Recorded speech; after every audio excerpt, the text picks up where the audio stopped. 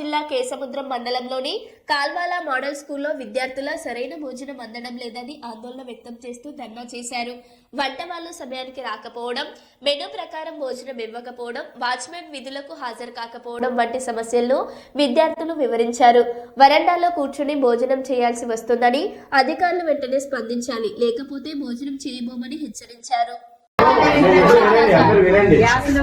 మన వాళ్ళ మీద అలుగుతే ఏం చేస్తారు?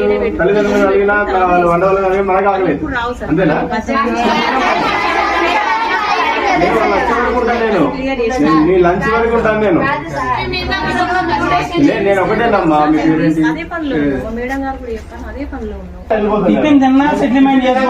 లంచ్ అయ్యే వరకు ఉంటాను నేను. మీరు ఉండకుంటే అడగండి, నాకు ఎందుకుంటలేదు. ఓకేనా? బీజీసీ ఉంది కదా, విజయ్ కుమార్ మేడం వస్తున్నారు. వచ్చినాక ఎస్ఐ గారు కూడా వస్తున్నారు. అందరూ మాట్లాడినాక పర్మనెంట్ సొల్యూషన్ ఆలోచించే పోతాను. లంచ్